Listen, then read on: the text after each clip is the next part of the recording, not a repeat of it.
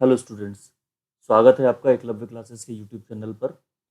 आज हम पढ़ने वाले हैं सैनिक स्कूल और आरएमएस स्कूल के 6 क्लास के लिए जनरल साइंस का टॉपिक मेजरमेंट एंड मोशन का फर्स्ट टॉपिक। इसमें हम मेजरमेंट चैप्टर को कवर करेंगे और जो नेक्स्ट टॉपिक हमारा रहेगा या फिर नेक्स्ट वीडियो रहेगा उसमें हम मोशन के चैप्टर को ख़त्म करेंगे, कवर करेंगे।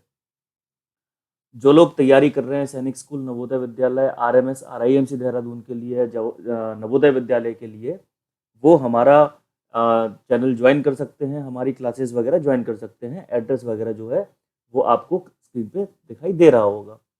जो लोग हमारे चैनल पे नए हैं, जिन्होंने अभी तक चैनल सब्सक्राइब करके नहीं रखा हुआ है, वो चैनल सब्सक्राइब कर लें और साथ ही डिस्क्रिप्शन में हमारे टेलीग्राम चैनल की लिंक दे के रखी हुई है। आपको फ़ायदा ये मिलेगा कि लिंक में हमारे जितने भी डॉक्यूमेंट्स हैं, पीडीएफ्स हैं, वीडियोस के लिंक आपको मिल जाएंगे, वहाँ से आप वो डाउनलोड कर सकते हैं। चलिए स्टार्ट करते हैं चैप्टर अपना, मेजरमेंट एंड मोशन। मेजरमेंट होता क्या है? पुराने टाइम पे होता क्या था कि लोग किस तरीके से अलग अलग तरीके से चीज़ों को नापते थे या मेजर करते थे। तो उस टाइम पे जो मेजर्स इस्तेमाल किए जाते थे वो कौन कौन से होते थे? स्टेप्स, आर्म्स, हैंड्स और फिंगर्स।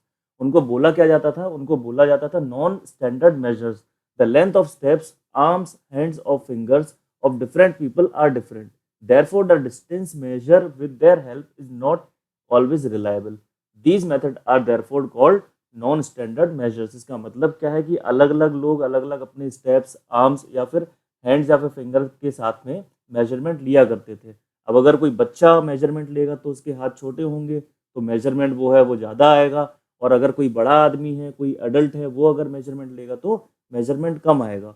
तो इसीलिए इसको यूनिफाई करने के लिए हमने फिर क्या किया, आगे चल के स्टैंडर्ड मेजर्स अपनाए। स्टैंडर्ड मेजर्स क्या होता है इसके बारे में पढ़ेंगे। Measures that are the same all over the world are known as standard measures. दुनिया भर में कहीं भी आप जाएंगे, एक सेम स्टैंडर्ड लेवल जो मिलेगा उनको हम स्टैंडर्ड मेजर्स बोलते हैं। ये सभी जगह सेम होंगे। इसका एग्जाम्पल जो है वो है the metre. It is the standard unit of length.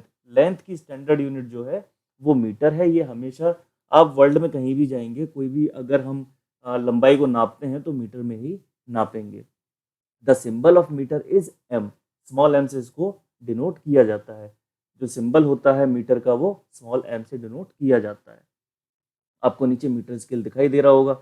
Metre scale 1 metre का होता है। उसमें कितने इक्वल पार्ट्स होते हैं आगे वाली लाइन में लिखा हुआ है। Each metre is divided into 100 equal divisions. हर एक मीटर को 100 इक्वल डिविजन्स में बांटा जाता है, जिनको हम क्या बोलते हैं? जिनको हम सेंटीमीटर बोलते हैं। इसका मतलब क्या हुआ कि 1 मीटर में कितने सेंटीमीटर्स होंगे? 100 सेंटीमीटर्स होंगे। Each centimetre has equal divisions. अब हमने क्या किया हुआ था कि मीटर को सेंटीमीटर में डिवाइड कर दिया, और सेंटीमीटर को भी हमने किस में डिवाइड किया हुआ है? 10 इक्वल डिविजन्स में। इनको क्या बोला जाता है? इनको मिलीमीटर बोला जाता है। तो मतलब क्या हुआ कि 1 मीटर में 100 सेंटीमीटर होंगे और 1 सेंटीमीटर में 10 मिलीमीटर होंगे। आगे यही लिखा हुआ है 1 metre equal 100 centimetre and 1 centimetre equal 10 millimetre. For measuring large distances, जो हम लंबी दूरियां होते हैं उनको नापने के लिए, उनको मापने के लिए हम क्या इस्तेमाल करते हैं? Metre is not convenient unit. हम कब तक नापते रहेंगे? मान लो हमें दिल्ली से लखनऊ तक की दूरी चाहिए तो हम कब तक मीटर से नापते रहेंगे? तो तब हम क्या इस्तेमाल करते हैं? We define a larger unit of length. हम उस टाइम जब लार्जर यूनिट को हमें नापना होता है तो हम क्या करते हैं? लार्जर डिस्टेंस को जब नापना होता है तो लार्जर यूनिट को हम इस्तेमाल करते हैं। It is called kilometre. इनको क्या बोला जाता है? किलोमीटर बोला जाता है। तो 1 किलोमीटर में कितने मीटर्स होते हैं? 1 किलोमीटर इज इक्वल 1000 मीटर्स। ये आप कन्वर्जन याद करके रखिए, क्योंकि आगे जब आप मैथ के सम करेंगे वहां पे ये आपको काम में आएंगे। टाइम स्पीड डिस्टेंस में काम में आएगा, बोट एंड स्ट्रीम में काम में आएगा। मीटर से किलोमीटर में और किलोमीटर से मीटर में जैसे दूरियों को चेंज करना होता है, वहाँ पे ये आपको काफ़ी ज़्यादा हेल्प करेगा। तो प्लीज़ अभी से ये पढ़ते चलिए।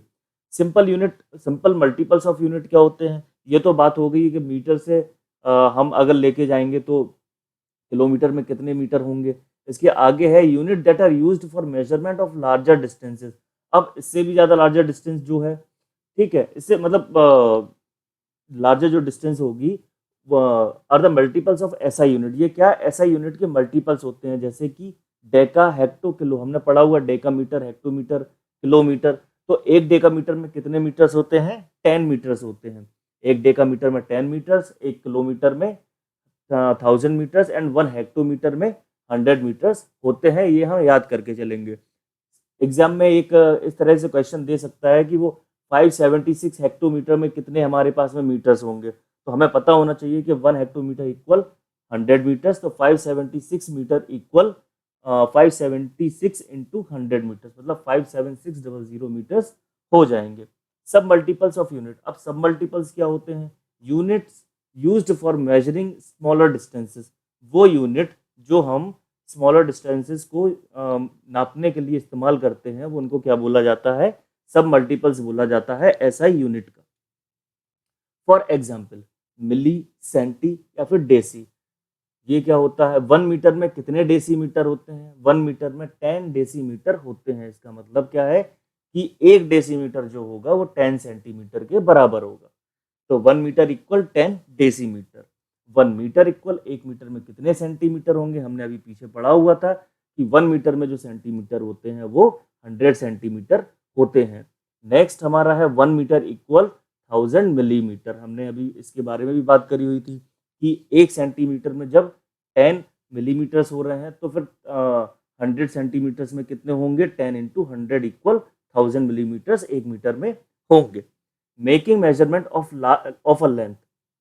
किसी लेंथ को हमें मेजर करने के लिए हम किस तरह से जो भी हमारा मेजरिंग टेप है उसको कैसे इस्तेमाल करते हैं, नीचे आपको फिगर में दे के रखा हुआ है। इसके बारे में पढ़ते हैं। In making measurement of length of an object we should follow the following procedure. Place the scale in contact with the object along with its length. हम क्या करते हैं? जो भी हमारा मेजरिंग टेप होता है, स्केल होता है, हम उसके लेंथ के बराबर रखते हैं, ना कि उसको तिरछा रखते हैं। अगर तिरछा रखेंगे तो हमारी मेजरमेंट गलत आएगी। इतना ही इसमें दे के रखा हुआ है। प्रोबेबली हो सकता है कि एग्जाम में ये क्वेश्चंस आ जाए, इसलिए आपको पता होना चाहिए। ये नॉर्मल सी बात है, सभी को पता ही होगा किस तरह से मेजर किया जाता है। हमेशा जो भी हम स्केल रखते हैं वो किसी भी ऑब्जेक्ट की लेंथ के बराबर में हम स्केल रख के उसको उसकी लेंथ को मेजर करते हैं। फिर आते हैं आगे, measurement with a scale with broken and. अगर कोई हमारे पास में स्केल है जिसके एंड्स टूटे हुए हैं, स्टार्टिंग एंड टूटा हुआ है, तो हम उसको किस तरीके से मेजर करेंगे, इसके बारे में यहाँ पे दे के रखा हुआ है। कभी अगर ऐसा होता है कि आपको कोई मेजरमेंट नापनी है लेकिन आपका स्केल अचानक से टूट गया या फिर कुछ हो गया, गिर गया तो टूट गया, तो ऐसे हम कैसे नाप सकते हैं, ये इसमें लिखा हुआ है, इसके बारे में पढ़ेंगे। Avoid taking measurement from zero mark. हम हमेशा क्या करेंगे? जीरो मार्क से जो मेजरमेंट लेना है उसको अवॉइड करेंगे, उससे हम जीरो मार्क से मेजरमेंट नहीं लेंगे। Use any other full mark of the scale. हम क्या करेंगे? जो भी स्केल का फुल मार्क होगा वहां से हम मेजरमेंट लेना स्टार्ट करेंगे। जैसे कि इसमें देके रखा हुआ है 1.0 सेंटीमीटर से हमने सेकंड वाला जो हमारा फिगर है उसमें हमने लेके रखा हुआ है मेजरमेंट को। फिर आगे क्या कर देंगे? Subtract the reading of this mark. हम क्या करेंगे? इस मार्क की जो रीडिंग है, जो हमने 1 सेंटीमीटर लिया हुआ है, इसको सब्सट्रैक्ट कर देंगे किससे? फाइनल रीडिंग से। कहने का मतलब ये है कि हमने अगर स्टार्टिंग पॉइंट पे 1 सेंटीमीटर का मार्क रखा हुआ था और हमारी रीडिंग 6.5 सेंटीमीटर आ रही है, तो हम क्या करेंगे? 6.5 से 1 को माइनस कर देंगे, तो हमारी एक्चुअल जो लेंथ है 5.5 सेंटीमीटर वो आ जाएगी। Correct position of the I is also important. हमेशा हमारी आंखों की करेक्ट पोजीशन का होना भी बहुत ज़्यादा ज़रूरी है किसी भी मेजरमेंट को लेने के लिए। Your eye must be exactly above the point where the measurement is to be taken as shown in figure 10.4। आगे वाला जो फिगर है उसमें बताया हुआ है कि आपकी आंखों की पोजीशन किस तरीके से मेजरमेंट के टाइम पे होनी चाहिए। देखते हैं आगे वाले पॉइंट में क्या है। जी, यहाँ पे आप देख रहे होंगे कि जो सी वाली पोजीशन है और बी वाली पोजीशन है, ये पोजीशन ठीक नहीं है।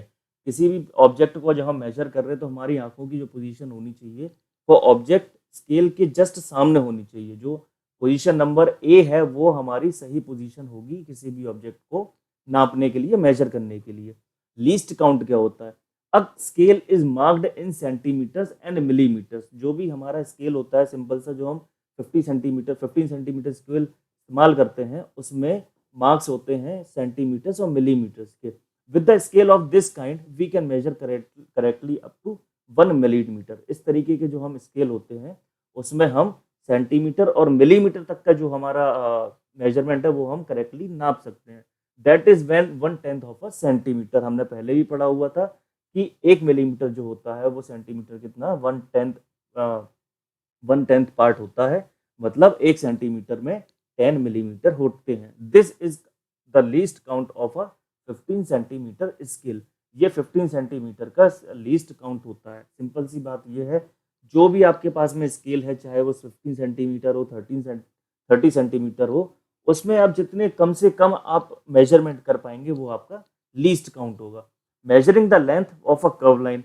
अगर हमारे पास में कोई कर्व लाइन है और उसकी हमें मेजरमेंट करनी है तो हम कैसे करेंगे?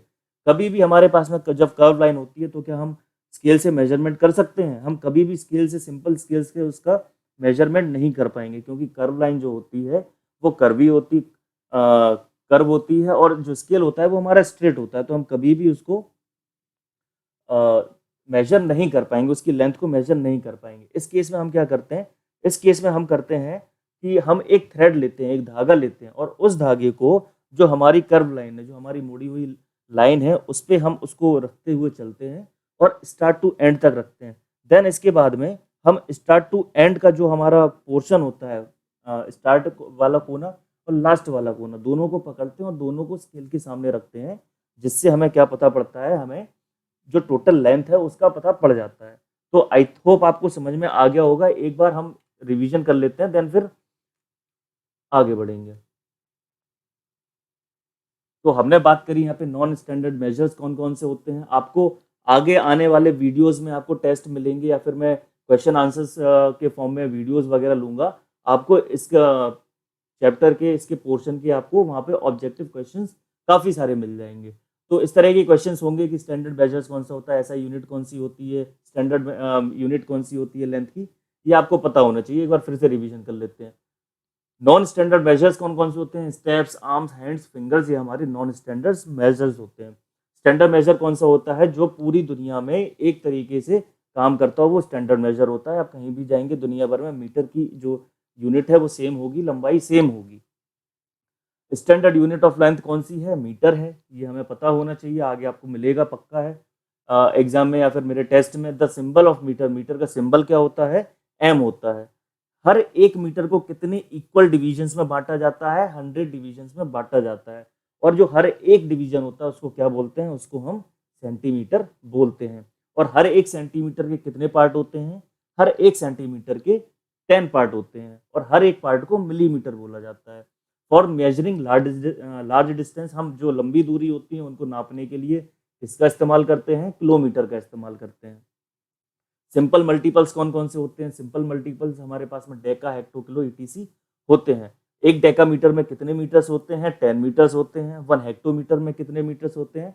100 मीटर्स होते हैं। और 1 किलोमीटर में 1000 मीटर्स होते हैं। सब मल्टीपल्स क्या है? सब मल्टीपल्स वो हैं जो हम स्मॉलर डिस्टेंस को नापने के लिए इस्तेमाल करते हैं, एसआई यूनिट का। एग्जाम्पल क्या क्या है सब मल्टीपल्स के? Millimetre, centimetre, decimetre. एक मिलीमीटर में कितने डेसीमीटर होते हैं? 10 डेसीमीटर होते हैं। और एक मीटर में कितने सेंटीमीटर होते हैं? हमने जस्ट पीछे पढ़ा हुआ है अभी, 100 सेंटीमीटर्स होते हैं। और 1 मीटर में 1000 मिलीमीटर्स होते हैं। हमने नेक्स्ट फिगर में पढ़ा हुआ था कि किसी भी ऑब्जेक्ट की लेंथ को किस तरीके से नापा जाता है। हमेशा हम अपना स्केल है उसके लेंथ के बराबर रखते हैं और उसकी लेंथ को नापते हैं। देन हमने आगे पढ़ा हुआ था कि किसी भी ऑब्जेक्ट की लेंथ को नापने के लिए कोई हमारे पास में स्केल है जो टूटा हुआ है, हम उसको कैसे इस्तेमाल करते हैं? सिंपल सी बात ये एक है कि हमें 0 मार्क से स्टार्ट नहीं करना है, हो सकता है वो टूटा हुआ हो। उसके अलावा हम क्या करेंगे? जो हमारे पास में फुल मार्क होगा हम उसको लेंगे, चाहे वो 1 सेंटीमीटर हो या 2 सेंटीमीटर हो।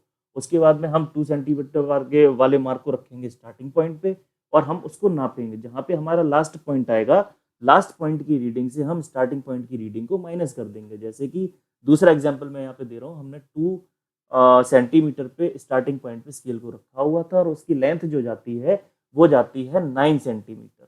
तो हम क्या करेंगे? 9 - 2 कर देंगे, तो एक्चुअल जो उसकी लेंथ है 7 सेंटीमीटर वो हमारे पास आ जाएगी।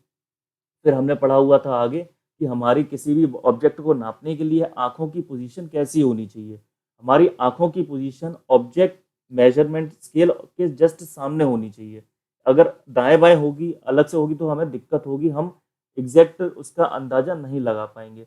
हमने पढ़ा हुआ था लीस्ट काउंट क्या होता है, किसी भी स्केल पे, कोई भी स्केल हो, उस पे जो हम छोटी से छोटी रीडिंग ले सकते हैं उसको हम लीस्ट काउंट बोलते हैं। नॉर्मल सा हमारे पास में 15 सेंटीमीटर वाला जो स्केल होता है, उसका जो लीस्ट काउंट होता है वो मिलीमीटर से होता है, क्योंकि हम सेंटीमीटर्स में नापते हैं, और सेंटीमीटर में कितने पार्ट होते हैं, एक सेंटीमीटर के 10 पार्ट होते हैं, जो कि मिलीमीटर कहलाता है। फिर हमने पढ़ा हुआ था कि measuring of the length of a curve line, curve line को हम किस तरह से मेजर करते हैं। कर्व लाइन को मेजर करने के लिए हम हमेशा किसी थ्रेड या फिर डिवाइडर का इस्तेमाल करते हैं। थ्रेड का जो भी धागा होगा, हम उसका एक कोना एक जगह पे रखेंगे, और जो हमारी कर्व लाइन है उस पर हम लेके जाके लास्ट पॉइंट पे जब उसको रख के देखेंगे कि कितनी हमारी थ्रेड की लंबाई आ रही है, और उस थ्रेड की लंबाई को हम स्केल से नाप लेंगे, तो हम कर्व लाइन को भी नाप सकते हैं। आई होप आपको ये वीडियो पसंद आया होगा। इसके साथ ही इस वीडियो के जो भी ऑब्जेक्टिव क्वेश्चंस होंगे वो आपको अगले नेक्स्ट वीडियो में मिल जाएंगे। अगर आप लोग चैनल पे नए हैं तो आप चैनल को सब्सक्राइब कर लीजिए। काफ़ी मटेरियल है जो हम आपको पढ़ा सकते हैं ऑनलाइन में, वो आप पढ़ सकते हैं यहाँ पे। अगर आपके कोई डाउट्स या फिर क्वेश्चंस वगैरह हैं, आप अपने डाउट्स या क्वेश्चंस हमें कमेंट बॉक्स में लिख सकते हैं, या फिर आपका कोई सजेशन होता है तो आप अपने सजेशंस भी हमें कमेंट बॉक्स में दे सकते हैं। Thank you.